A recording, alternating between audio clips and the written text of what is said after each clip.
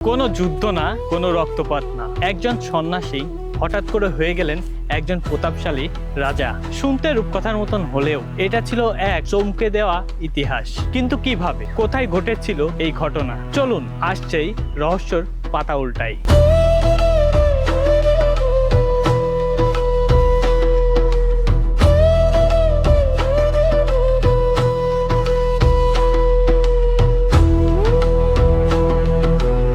থেকে ৩৩৬ বছর আগের কথা। ফরিদপুরে বাস করতেন বিষ্ণু দাস হাজরা নামে এক ব্যক্তি। তিনি নবাবের অধীনে কাজ করতেন ঠিকই, কিন্তু ধন সম্পদ বা সংসারের প্রতি তার কোনো মনোযোগ ছিল না। তাই একসময় তিনি জগতের সবকিছু ছেড়ে সন্ন্যাসী হয়ে যান। সংসার ত্যাগ করে তিনি চলে আসেন বর্তমান ঝিনাইদহ জেলার কালীগঞ্জে। সে সময় এলাকাটি আজকের এলাকার মতন ছিল না। বেগবতী নদীর চারপাশে ছিল খাগড়া বা নলগাছে ঘেরা এক বড় জঙ্গল। আর সেই নির্জন জঙ্গলে সে একা একা কঠোর তপস্যায় বসে পড়লেন। সময়টা ছিল ১৫৯০ সাল। মোগল সেনাপতি মানসিংহ তার বিশাল সৈন্যবাহিনী নিয়ে নদী পথে যাচ্ছিলেন। মাঝপথে হঠাৎ তাতে খাবার ফুরিয়ে যায়। অচেনা ও গভীর জঙ্গলে তারা তখন খাবারের খোঁজে দিশেহারা। হঠাৎ করে সৈন্যদের চোখে পড়ে সন্ন্যাসী বিষ্ণু দাসকে। সৈন্যরা বিষ্ণু দাসের কাছে সাহায্য চাইলেন, কিন্তু অবাক করা বিষয় হলো তিনি খুব অল্প সময়ের ভিতরে এত বিশাল বাহিনীর জন্য পর্যাপ্ত পরিমাণ খাবারের ব্যবস্থা করে দিলেন। অনেকেই মনে করেন এলাকার মানুষের কাছে তার অনেক সম্মান ছিল, সেই জন্যই তিনি খাবারটি খুব তাড়াতাড়ি জোগাড় করতে পেরেছিলেন। আবার অনেকেই বিশ্বাস করেন তিনি তপস্যার মাধ্যমে এই বিশাল কাজটি করতে পেরেছিলেন। তার এমন উপকারে সেনাপতি মানসিংহ খুব খুশি হন। তিনি উপহার হিসেবে বিষ্ণু দাসকে খাজনামুক্ত ৫টি গ্রাম দিয়ে দেন।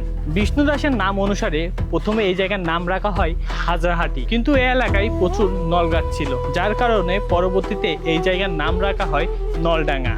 বিষ্ণু দাস নিজে সন্ন্যাসী ছিল বলে তার জীবনে সে কখনো আরামায়েশে থাকেনি। তবে তার হাত ধরেই নলডাঙ্গায় রাজবংশ শুরু হয়। পরে তার বংশধররা এই জমিদারি আরো বড় করে তোলেন এবং রাজা উপাধি পায়। এই বংশের একজন বিখ্যাত রাজা ছিলেন প্রথম ভীষণ দেব রায়। আজ থেকে ৩৭০ বছর আগের কথা।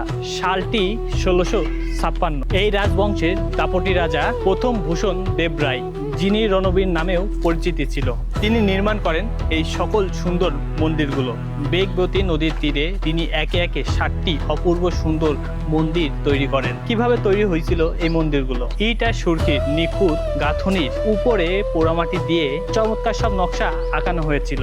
মন্দিরগুলো তৈরি করা হয়েছিল সেই সময়ের বিখ্যাত জোড়া বাংলা স্থাপত্য রীতিতে।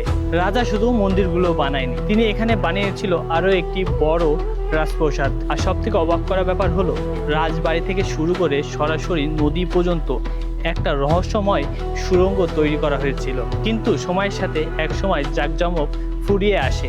১৯৪৭ সালে দেশভাগের পরে জমিদার প্রথা বিলুপ্ত হয়ে গেল।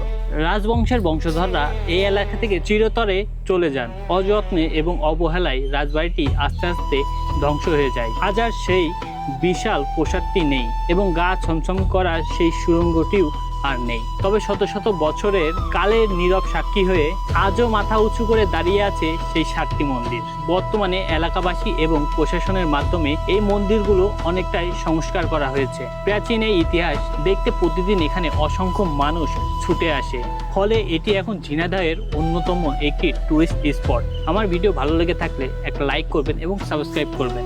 দেখা হবে নতুন গল্পে, নতুনভাবে, নতুন জায়গায়। আল্লাহ হাফেজ।